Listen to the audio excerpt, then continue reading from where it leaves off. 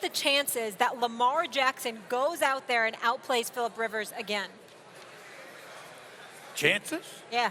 100%. I think it's very, very possible. 100? I think Lamar Jackson's going to do it because I'm not thinking about his numbers in terms of passing the football.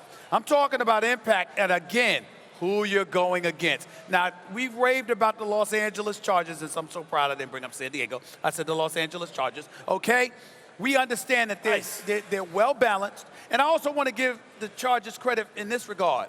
They lost 22-10, but they were down 16-10 and driving when Antonio Gates fumbled that football and it was returned for a touchdown to put Baltimore up 22-10. The bottom line is it was a winnable game for the Chargers. I get all of that. And Derwin James is just big time. I get it too. But I'm looking at this Ravens defense, and offensively, like Teddy Bruschi came on First Take and pointed out yesterday, the versatility in the offensive play calling.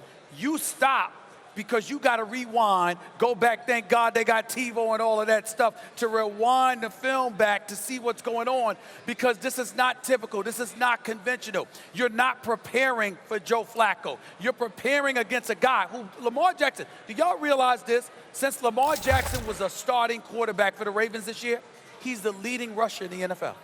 He's the leading rusher in the NFL. Lamar Jackson. Hold on. Since they run. So all I'm saying is, you look at that, combined with Baltimore's defense against a stationary target that is Phillip Rivers, I think Lamar Jackson's going to end up having a better game. Lamar Jackson's already been more valuable in his NFL career than I suspected he would be. I got to give it to him. He is a winning player. And now, his style of play, especially this early in his career, is perfect for what the Ravens are trying to do. And they've been very smart about the way they've played offense and defense and the way those two things work together. And they're at home. So I understand why a lot of people are picking the Ravens. Let me tell you, and I have to be honest about this, why I'm picking the Chargers. It's not just because I picked them preseason to represent the AFC in the Super Bowl. It's not just because they're extremely well balanced. They have a lot of talent on defense, obviously at offense, Gordon and Eckler running the ball, and Phillip Rivers is a quarterback, and Keenan Allen, and good targets all over the field. They're a well-balanced team. I have to admit, though, I'm rooting for Phillip Rivers to make a Super Bowl in his career, and I wonder how much that influences my thinking. I feel like the Chargers are a snake-bit organization. And with Marty Schottenheimer, I used to feel, he's unlucky. There are some guys you feel like choke under pressure. One or two times I thought, that may have cost him a game in the playoffs, but mostly I felt like Schottenheimer got unlucky. I didn't feel he was too timid or made bad. I thought he was unlucky.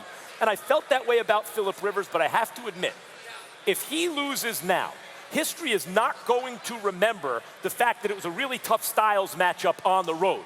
History will record, insofar as it pays attention, that the Chargers had a really good team, maybe the best team in the AFC. Phillip Rivers had his best chance to make a Super Bowl. He has his two draft pick compatriots, with obviously Eli Manning and Ben Roethlisberger, both with 2 Super Bowl wins, and he'll have never made it likely. For that reason, I think he has all this riding on him, and Phillip Rivers will rise to the occasion, but I admit, I wonder how much I'm hoping that and how much I really think it. There's not many times on this show that you and I, Max, have been on the same side of an issue. In fact, many times we've been passionately opposed to each other. Some might even call it angrily opposed to each other. Who are those some, you and me? But when it comes to these two teams, we have been in lockstep with each other, and that means both we have to eat some crow and we end up in the same place. First, on the crow, I doubted Lamar Jackson, and so did you. We both doubted on this show whether or not Lamar Jackson could carry this team as far as he already has. But that doesn't mean all of a sudden I'm a pure Lamar Jackson believer. Stephen, now you point out over the last several weeks he's the leading rusher in the NFL. My friend Ron Russillo, who I used to co-host on radio with, pointed out the only guy, if you take Lamar Jackson's rushing stats, rushing attempts this year, the only guy who's had more projected out over the season is Ezekiel Elliott. That's not sustainable. From a guy at the quarterback position, that's not sustainable. For a guy Lamar Jackson's size, it's simply not sustainable. So when does it come to an end? Is it next year? Is it 2 years? Is it when he gets an injury? Or is it in the playoffs against the Los Angeles Chargers? I believe in the Chargers. As you point out, Max, I think there are 2 balanced teams in the NFL. The Saints and the Chargers. Can beat you with offense or can beat you with defense. I believe in Phillip Rivers. I think he is a Hall of Famer. I think he deserves a Super Bowl. And I think he outplays Lamar Jackson. Let me get back to Phillip Rivers because neither one of you astute individuals brought this up about Phillip Rivers. Phillip Rivers has 12 interceptions on the year. Not bad, right? 6 of them came in the last 3 weeks. 6 of them. 6. So he went the first 13 games with 6 interceptions. And as the season waned, with a playoff berth, he had some injuries to his running backs. I'm just saying, the point that I'm trying to make to you is that times get tight. This is also indicative with Phillip Rivers. When the season wanes and the more that you have on the line, because he's a gunslinger, respectfully so, I say that, because again, he does warrant Hall of Fame consideration. He has thrown for over 55,000 yards. Hold up. What if he loses this game? Well, again, I would have. Still in the Hall of Fame conversation? He's still, again, it's a conversation. I'm not sure he's in now. Right. So imagine how I would feel if he lost this game. All I'm saying to you is that, because you missed a playoff 7 of the last 8 years. So I'm looking at him and I'm saying, excuse me, we know what you can do, but we also know what you have done. Much like James Harden. Much like James Harden, when I point out his playoff failures, because he's a much lesser player in the playoffs, I want him to overcome that. I picked the Rockets to beat the Warriors last year in Game 7. I picked them before the series, and I saw improvement from Harden. He played better defense, but still he went 2 from 13 from downtown, and they lost. And so I have to admit the truth after a while and just say, look, he's been a choker.